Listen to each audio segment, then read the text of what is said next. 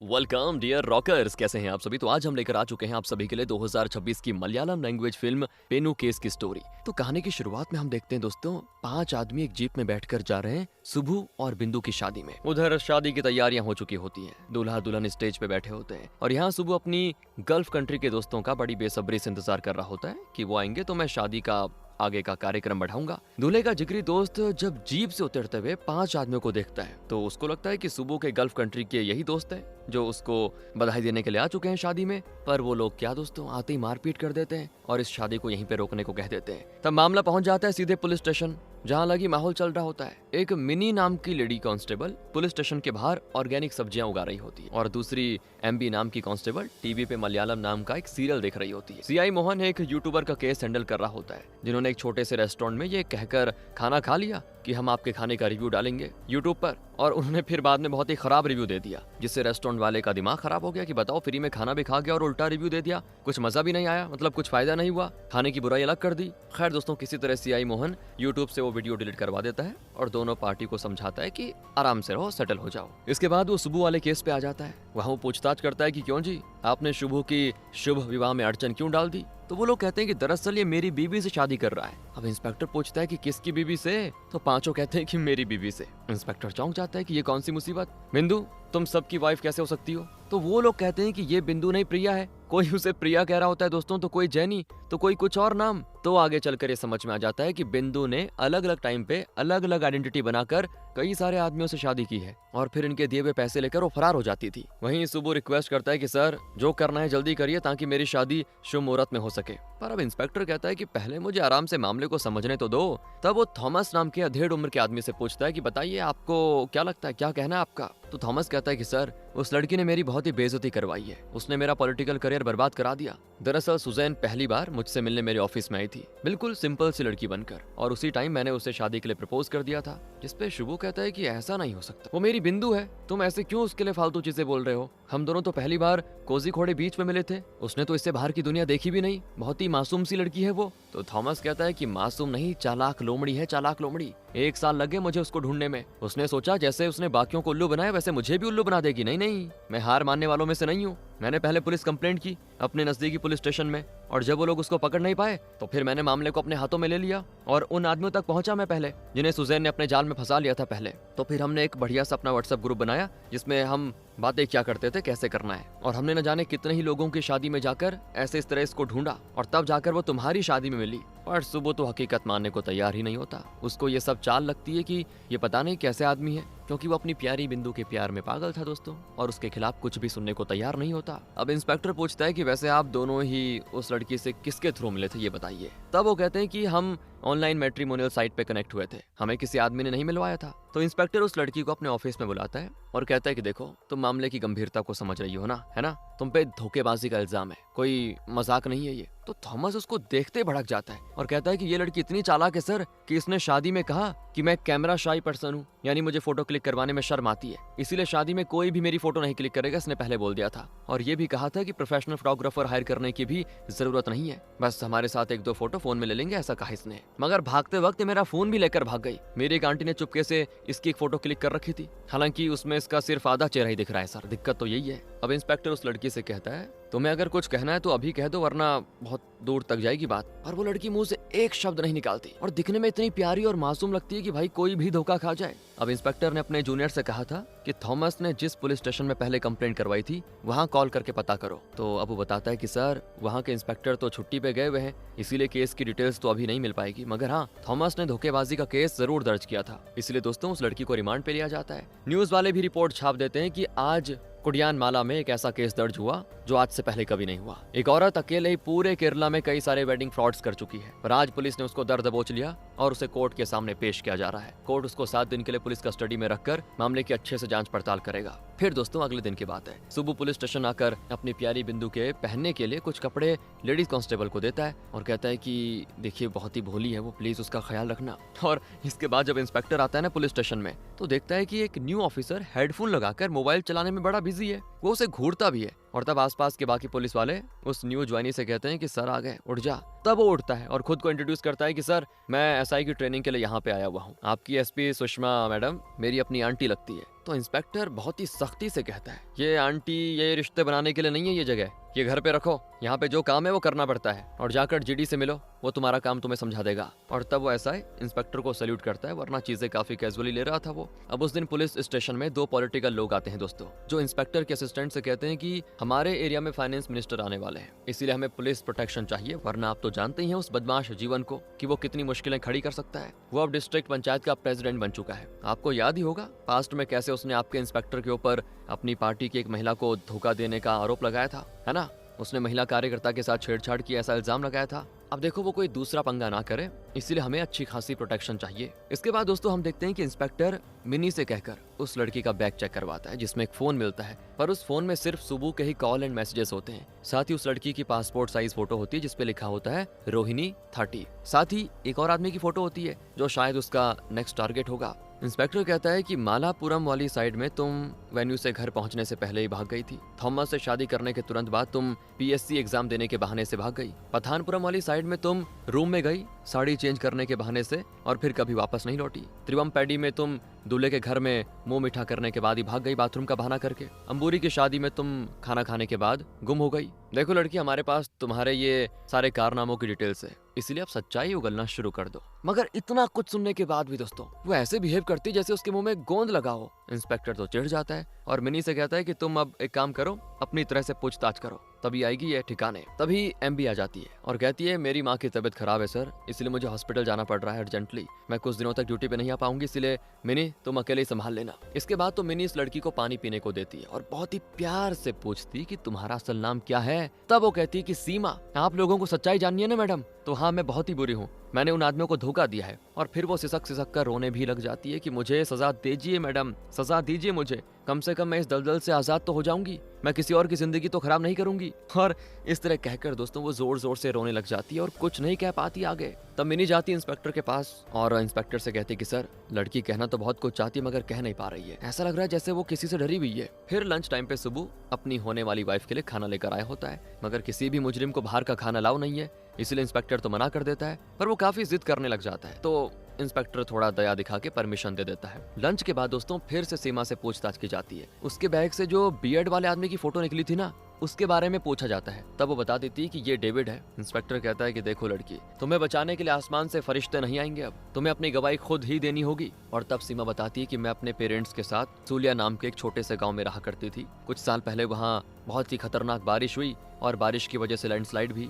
कई लोगों की तरह मेरे माता पिता की भी जान चली गई उस हादसे में। गांव में काफी बर्बादी हुई थी लैंडस्लाइड की वजह से, इसलिए मुझे काम की तलाश में अपनी बूढ़ी माँ को साथ लेकर मैसूर आना पड़ा, जहाँ मेरी हेल्प मेरे पिता के दोस्त का बेटा राज करने वाला था। राज ने हमें आश्रय दिया, अपने रेंटेड रूम को हमारे साथ शेयर किया, खाना पीना सब उसने ही हैंडल किया। वो कहीं तो एक छोटी सी नौकरी क्या करता था, उसने मेरी बहुत ही मदद की। वो हमेशा मुझे इंटरव्यू के लिए तैयार करता, अपनी नॉर्मल बाइक से लेके जाता। कई महीने गुजर गए, मैं इंटरव्यू देती रही पर नौकरी नहीं मिली, मगर मुझे राज से प्यार हो गया। हम दोनों जानते थे कि सिर्फ शादी करने से बात नहीं बनेगी, शादी से परिवार बढ़ेगा और बेहतर जिंदगी के लिए नौकरी करना जरूरी है। इसीलिए मैंने अपनी कोशिश जारी रखी। पर कुछ दिनों के बाद मेरी माँ की तबीयत बहुत ही खराब हो गई सर। हालात ऐसी हो गई कि उन्हें एडमिट करवाना पड़ा और हॉस्पिटल का बिल भी काफी आ गया। राज तो अपनी बाइक को बेचने को तैयार था, पर मुझे पता था बाइक बेचने से पूरा बिल चुकता नहीं होगा और राज को भी फिर काम पे जाने में दिक्कत होगी, इसलिए मैंने उसे मना कर दिया और चली गई डेविड के पास, जिसने मुझे पास्ट में एक काम ऑफर किया था, एक दिन की दुल्हन बनने का। मगर मैंने पहले इनकार कर दिया था, पर अब मैंने अपनी माँ की मजबूरी के बारे में बताया और मदद मांगी और मैं सिर्फ एक ही बार ये काम करने को राजी हुई। उसके दिए पैसे से मैंने हॉस्पिटल बिल भरा और माँ को घर ले आई। इसके बाद मैंने डेविड का फोन उठाना तक बंद कर दिया था। पर एक दिन वो घर तक आ गया और उसने मुझे फोटो दिखाई मेरी नकली शादी की और धमकाया कि तेरा पति तुझे हर जगह ढूंढ रहा है, अगर तुमने मेरी बात नहीं मानी तो मैं तुम्हारा पता दे दूंगा उसको, फिर पता नहीं क्या करेगा। और तभी राज वहाँ पे आ गया और डेविड ने उसे मेरे काम के बारे में सब बता दिया। तब राज ने मुझे समझाया कि तुम डेविड के लिए कुछ और काम कर लो। साथ ही राज ने मुझे एक और चीज कही कि डेविड के लैपटॉप से सारा डेटा पेन ड्राइव में लेकर पुलिस से जाकर हेल्प मांगो, क्योंकि वो लड़कियों की मजबूरी का फायदा उठा रहा है ना, तो ठिकाने लगा देगी पुलिस उसे। सर तो मैंने ऐसे ही किया। जब मैं सबूत के साथ मैसूर की पुलिस स्टेशन आई तो वहाँ हमारी कोई सुनवाई नहीं हुई। उल्टा जब मैं घर गई तो वहाँ पहले से डेविड और उसके गुंडे मौजूद थे। उन्होंने राज को खूब मारा पीटा और मुझे भी डेविड जान से मारने वाला था कि जब जरूरत थी तो मेरे पैसे अच्छे लगे तुझे और अब मेरे खिलाफ कंप्लेंट कर दी, उसने ऐसा बोला। तभी वहाँ पे जीवन नाम का आदमी आया जिसने डेविड से कहा कि इसे मारने की क्या जरूरत है, हमारे पड़ोसी केरला में भी कई सारे अधेड़ उम्र के आदमी मौजूद हैं। जिसके बाद जीवन मुझे केरला लेके आ गया और फिर उसने यहाँ मुझसे काम करवाना शुरू कर दिया। अब जीवन का नाम सुनते ही इंस्पेक्टर तो खुश हो जाता है कि बिना मतलब का जीवन ने मुझ पे छेड़छाड़ का आरोप लगाया था, अब बताता हूँ इसको मैं। उसी दिन दोस्तों सीमा का 7वां पति विजय पुलिस स्टेशन आ जाता है, जो कि बहुत ही ज्यादा धार्मिक है। वो सबरीमाला टेम्पल के बाहर पूजा सामग्री बेचता है और पूजा अनुष्ठान भी करवाता है। वो देखता है कि पुलिस स्टेशन के बाहर सुबह शादी का स्टेज बना के हड़ताल पे बैठा हुआ है कि मेरी दुल्हन को छोड़ो, उसे मुझसे शादी करनी है। विजय जब पुलिस स्टेशन के अंदर आकर अपनी शिकायत बताता है तो इंस्पेक्टर फिर सीमा से पूछता है कि तुम किसी विजय को जानती हो। तब वो बताती है कि विजय से मेरी सेटिंग डेविड और जीवन नहीं करवाई थी सर, वो लोग सारी चीजें कंट्रोल करते हैं, वो हर पल मुझ पे नजर रखते हैं और मैं उनकी स्क्रिप्ट सही से फॉलो करती हूँ बस। मुझे विजय से मिलवाया गया था एज अ संस्कारी लॉयर, यानी जिस आदमी की जैसी रिक्वायरमेंट्स होती थी, मतलब वो जो कहता था मुझे ऐसी वाइफ चाहिए तो उसकी इमेजिनेशन के हिसाब से मुझे वैसा ढलना पड़ता था, मतलब उस तरीके से मुझे पेश किया जाता था। जब मैं दुर्गा नाम की लड़की बनकर विजय के रेस्टोरेंट में मिली उससे, तो मुझे हर काम करने से पहले मंत्र पढ़ना पड़ता था। मैंने उसे बताया था कि मेरे पेरेंट्स नहीं है इस दुनिया में, पर एक भाई है जो मुझसे प्रॉपर्टी को लेकर झगड़ा करता है। हमारा केस अभी कोर्ट में चल रहा है, मेरे सारे रिलेटिव्स मेरे भाई की साइड है, मेरा इस दुनिया में समझ लो कोई भी नहीं है सर। इस तरह से मैंने विजय के सामने खूब रो धोकर उसे अपनी शादी के लिए तैयार कर दिया। बाकी मैंने ये भी कह दिया था, मतलब मुझे बोला गया था कहने को कि मेरे पास पैसे नहीं है शादी करने के, जो करना है तुम्हें करना है विजय। और तब 48 साल का डेस्परेट विजय कहता है तुम्हें किसी भी चीज की चिंता करने की जरूरत नहीं है, मैं हूं ना, सब अरेंजमेंट्स कर दूंगा। प्रेजेंट में दोस्तों इंस्पेक्टर विजय से पूछते हैं कितने गहने दिए थे तुमने, तो वो कहता है कि थोड़ा सा बस, पर उसका साथी बताता है कि बस सोने का मुकुट देना बाकी रह गया था सर, 50 तोले सोने से लाद दिया था इसने उसे। और दोस्तों फिर बताऊं क्या हुआ, थोड़े से रिश्तेदार बुलाकर शादी हो गई इनकी और पहली नाइट को ये गया रूम में तो देखा इसकी बीवी सारे गहने उतार रही थी। इसने कहा तुम थोड़ा फ्रेश हो जाओ, मैं थोड़ा अपने दोस्तों के पास से आता हूँ,